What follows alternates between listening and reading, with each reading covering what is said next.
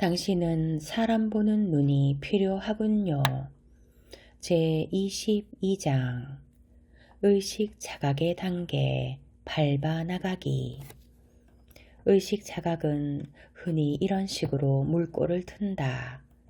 미친 소리같이 들리겠지만 내 주위에는 심리 조종자만 우글거리는 것 같아요.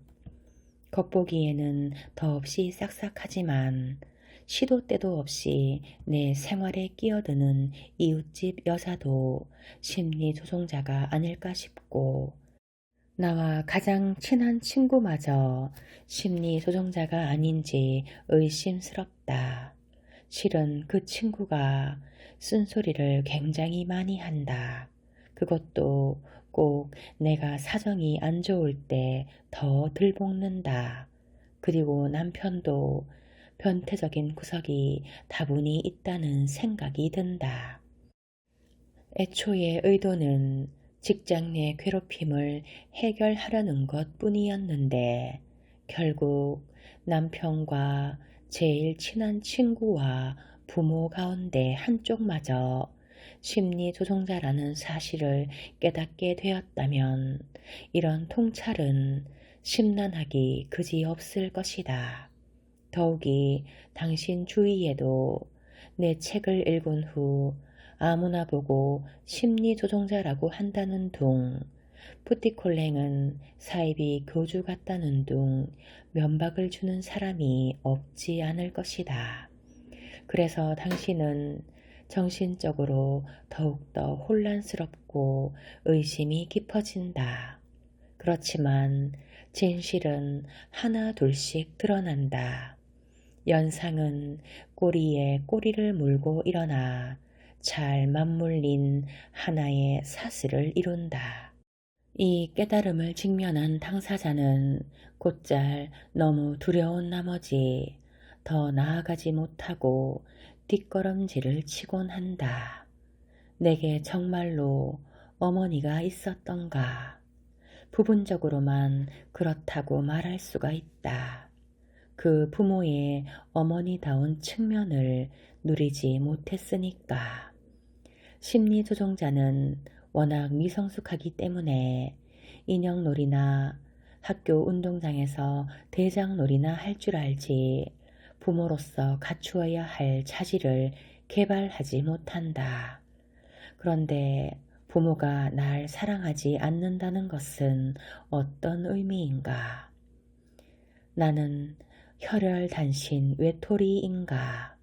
아니, 그렇지가 않다. 하지만 건강한 사람들을 만나는 법을 배워야 할 것이다. 많은 이가 내게 이렇게 말한다. 나는 내 부모가 그런 사람이길 원치 않습니다. 그나마 부모가 지킬 박사와 하이드 씨처럼 두 얼굴의 소유자라고 생각하는 동안은 부모를 납득하고 부모가 심술을 부려도 참을 수가 있다. 그러나 지킬 박사는 가면에 불과하고 하이드 씨가 본 모습일 뿐이라고 생각하면 끔찍하다. 이해하겠는가? 만약 나의 아들 또는 딸이 심리 조종자라면 나한테 뭐가 남을까? 나중에 무슨 일이 생긴다는 건가? 그러니까 여러분은 아예 빗장을 치고 기억의 상실을 자초한다. 모두가 아름답고 모두가 친절한 나라로 숨어버린다. 게다가 그것이 자식된 자의 도리인 것 같기도 하다. 여러분이 심리조종자의 자녀라면 이미 단단히 빗장을 건 금기들, 잘 펴려진 명령들과 더불어 사는데 익숙하리라. 신격화된 부모가 숨겨둔 명령. 심리조종자는 자기 가면 뒤의 얼굴을 들여다보는 행위를 범죄로 간주한다. 절대로 그의 이미지에 흠집을 내어서는 안 된다. 그런 짓을 했다가는 파멸에 이를 수도 있다. 그건 아주 무서운 일이고 여러분은 무의식적으로 그 점을 잘 안다.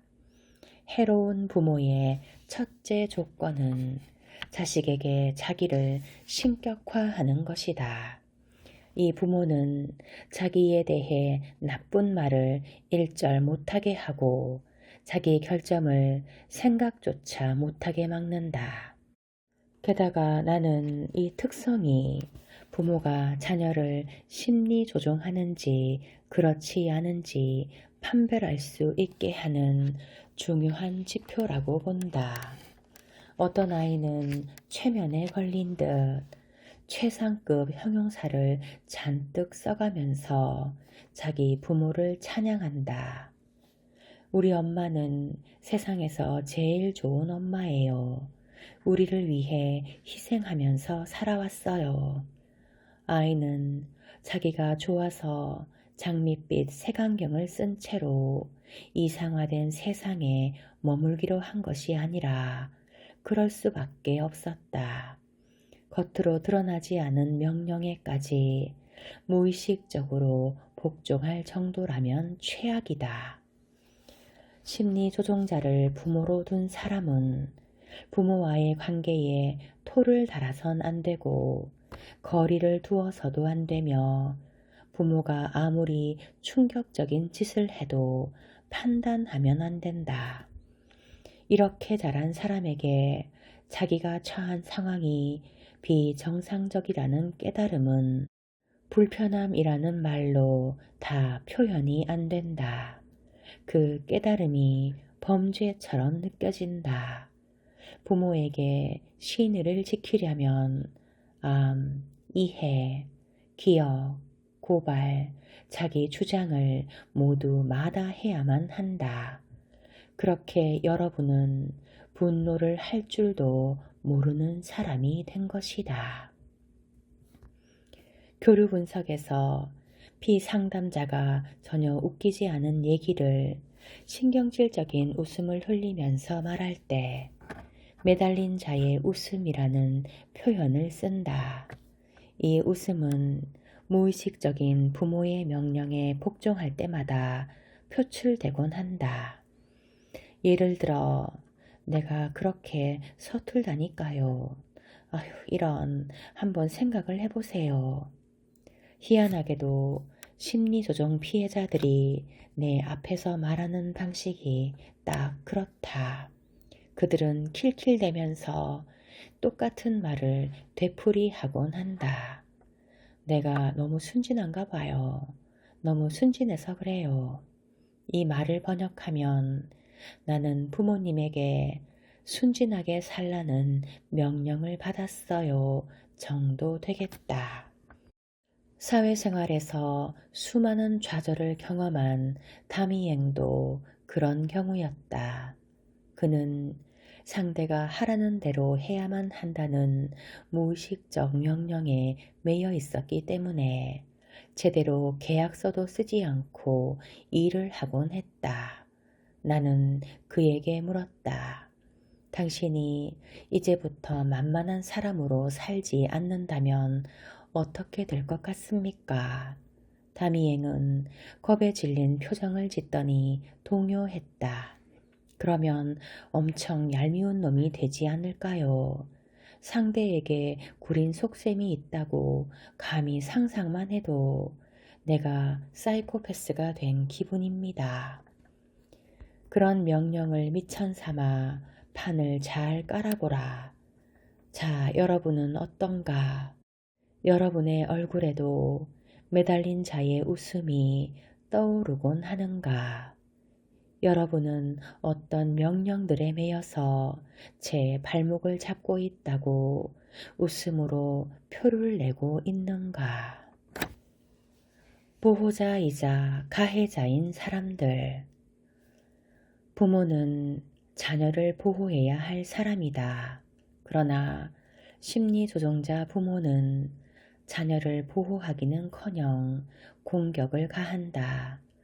정서적으로, 심리적으로, 신체적으로, 그리고 많은 경우에는 성적으로도 자녀는 무방비 상태로 당해야만 하고 어떤 식으로든 자기 자신을 보호해서는 안 된다는 점이 더 나쁘다. 여러분이 지금까지도 자기를 보호할 줄 모르고 심리 조종자들이 팔이 꼬이듯 주위에 우글대는 이유를 이제 알 것이다. 해로운 부모는 자기 자식에게 심리 조종 가능 소프트웨어를 깔아놓는다. 자녀는 그 프로그램을 제거해서는 안 된다고 교육받았기 때문에 아무런 보호책 없이 늘 당하고 살 수밖에 없다. 나쁜 사람들이 접근해서 그 소프트웨어를 신나게 사용하고 가도 괜찮은 거다. 세대를 관통하는 저주. 비밀은 고이 감추어져야 한다.